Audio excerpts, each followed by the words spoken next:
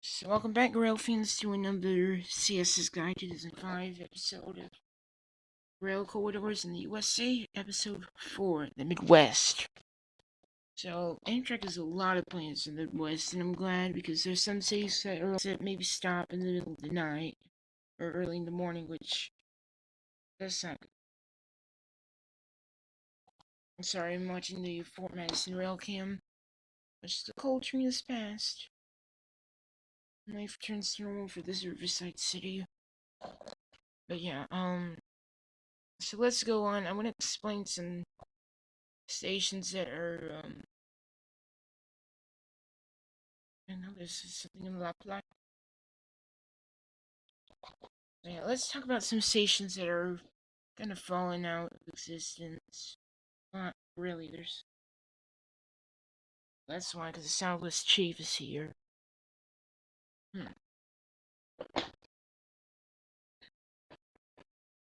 But yeah, let's go see some stations that have lost their charm. So this is Amtrak's 2035 plan. So let me talk about, Denver. I didn't put Denver in the slide.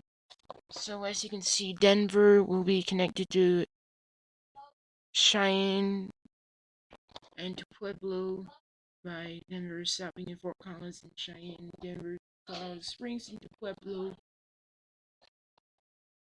an extension of the Heartland Flyer in Fort Worth to Oklahoma City, and then extended to Wichita and to Newton. Oh yeah, let's check out some stations that have fallen as that have lost their charm, basically. So Cleveland was a big rail city, as you can see. This is Cleveland. This is Cleveland Union Terminal. Don't know when it was opened. Yeah. So Cleveland. Ooh. I always do that. Sorry. So Cleveland is only served by two trains: the Capital Limited and Amtrak's Capital Limited, Amtrak's Lakeshore Limited, which both of them stop really early in the morning or really late at night. That's not really good. That's the only way to Chicago by, or to New York or Chicago by train. Which New York take the long distance train, but Chicago by rail, and I don't know, but getting up really early in the morning. But tracks were sadly taken out. It's still used today by the Cleveland Terminal Railway, which you can see where the cursor move. It's right there. And this building is still standing today. It's used as office and buildings, or it's used as office space.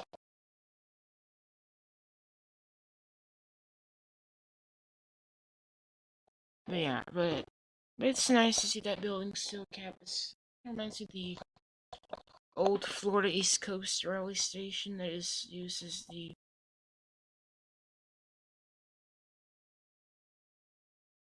um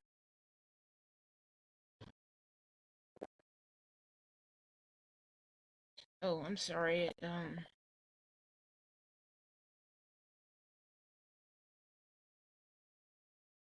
so the Cleveland Terminal Tower, as it's known, was used as residences, so apartments.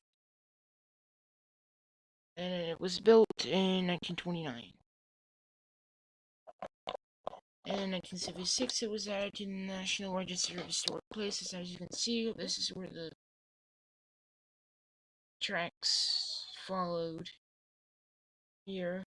Actually, it opened in 1930, June 29th, 1930, and it was closed on January 14th, 1977.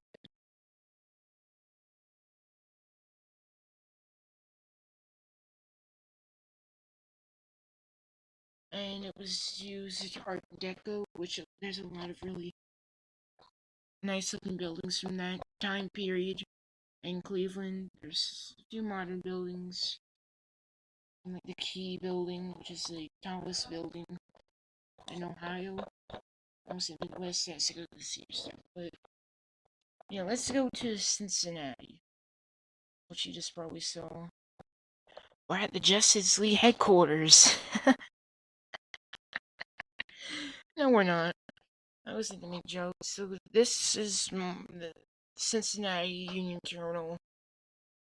It's only served by one train in the night. That is the Cardinal. It still stops here, but most of the stations now used as a museum, which I haven't seen inside the museum, but I've heard it's really good, so it's something to check out. Because I do want to go to Cincinnati. There's a lot of interesting things there. Like Kings Island and Edward is there, and this, and there's a big rail yard too. Yeah, I put the Cincinnati in there because even though the Beano used to own the Cincinnati, and I think that's what Amtrak would name a route from Chicago to Cincinnati.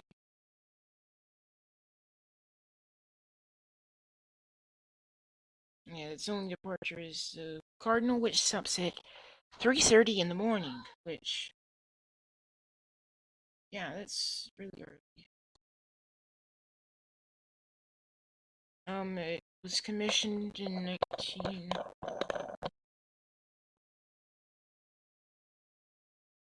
It was completed in 1923. There were 6 railroads. The Baltimore and Ohio operated through services. There was also a roundhouse and a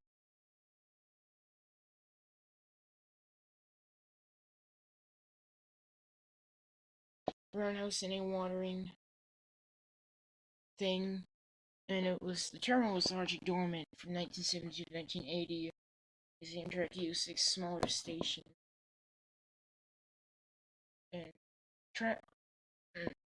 the train platforms and concourse were demolished in 1980, and the Lane of Oz shopping mall was constructed inside the station until 1985. In the late 1980s, 2 Cincinnati museums, another train, transformed it into a museum, and it reopened in 1991. You know, Amtrak returned.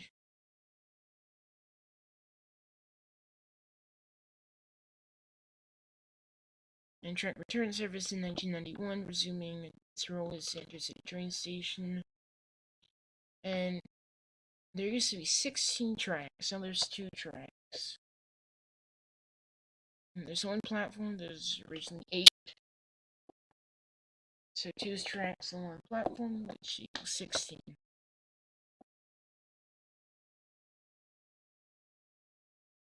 And yeah, it arrives. The one going to Chicago, the Cardinal going to Chicago arrive at 1:31 a.m. and trains to New York arrive at 3:17 a.m. Which that's really early because if I want to get to Chicago by train, I wouldn't want to have to get up at 3 o'clock in the morning or 1 o'clock in the morning. No, no. So let's go to what's going on in the Midwest. We're outside of Chicago. So most of the Midwest services run out of Chicago. As you can see, there would be services from Chicago to Rockford, Chicago to Malloy, the Quad Cities, and Iowa City, Milwaukee to Madison, all the way up to Eau Claire, Minneapolis, St. Paul, and Duluth, Milwaukee to Green Bay, Chicago to Indianapolis, and then Cincinnati, and the return of the infamous Kentucky Cardinal, and then Cincinnati to Columbus to Cleveland, then Cleveland to Pittsburgh, Cleveland to Erie, Buffalo, New York, and then Toledo to Detroit, and then Detroit all the way to Toronto, Ontario, Canada. So that's a lot of new routes, and they're also upgrading lines from Chicago to Carbondale, Chicago to St. Louis, Chicago to wherever that is, Chicago to Milwaukee, which I think that's Eileen Saluki, the Lincoln,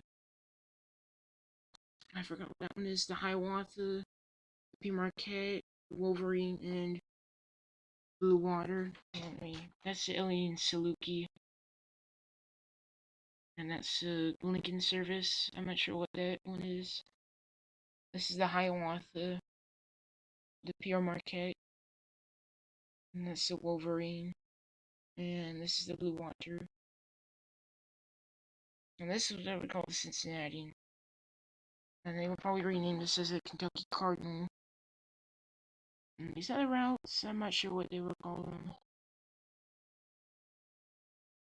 But yeah, some nice new routes, and I'm not sure what they will call these. And the other blue ones are long distance routes with Amtrak. Not touching those because those lose money all the time. And why invest in them? But I think the Chicago Union Station is going to have a big upgrade, and some places like Cincinnati and Cleveland are going to have brand new stations probably. And Detroit and other places. And Columbus is probably going to have a brand new station too. It's like Malloy, Iowa City too. Because some of these don't even have train stations, or some of them are old. And some places like, as I said, Cincinnati doesn't really have to worry about it. It's like Columbus, Cleveland, Toledo, Erie, Buffalo, maybe Rockford, Madison, Eau Claire, Duluth, and Green Bay. They don't have train stations anymore. I mean, Duluth still has their original one that's used by the Lake Superior Railroad Museum. And then places like Iowa City, Malloy, Quad Cities don't even have a station. And Rockford. No place that has a station are St. Louis, Carbondale, Quincy, Champaign, Urbana, Indianapolis. Louisville still has their station that's still sitting there. I'm not sure if the city's maintaining that or not. And these other cities, and Milwaukee still has their station, as it's used by Hiawatha and the Empire Builder from Chicago to Seattle, and then Cleveland has a tiny station. Erie still has a station for the Lakeshore Limited in Buffalo. And Pittsburgh has the Pittsburgh Union Station, which is still serviced by the Pennsylvania and the Capital Limited. But yeah, I'm glad Amtrak's upgrading the Midwest. This is the most upgrading after the Midwest, the Northeast.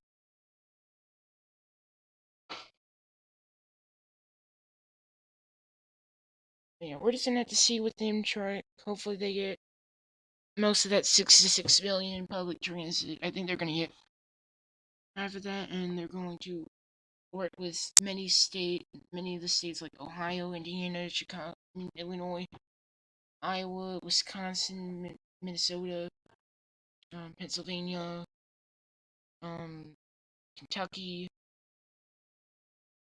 because most of the Midwest states are state funded. So hopefully, these come into fruition, because a person should take a day trip to Chicago all the way to Minnesota, to Duluth, Minnesota, which that would be like a 6-hour drive maybe. And as I said, a person from Cincinnati can go to Chicago in, I don't know how many hours. Instead of getting up at 3 o'clock or 1 o'clock in the morning and going to the, yeah, basically, yeah, that's not right. So the last episode will be the West Coast. I'll be explaining all the West Coast and the Pacific Northwest in California. So what's next? Well, I'm going to do a top 10 favorite locomotives and do a history on and do a history behind them. After that, so that's a new series I'm going to talk about. My favorite locomotives history. Yeah, and I think I might want to start with the 3254. But I'm gonna see. And check out my other sites, YouTube, Cooks Bridge Productions for roller coasters and bridges, and my travel vlogs, my vlogs anywhere, which I haven't gone out in a while. And then I have reptiles 20 out of 5 or anything wildlife, and then Instagram Cooks Bridge Trains and reptiles 20 out of 5. If you want to see updates and video announcements, check out Cooks Bridge Trains. Anything wildlife reptiles 20 out of 5. So if you're watching, thank you for joining. I hope you enjoyed this video. Please like, share, and subscribe, and I'll see you in the next video.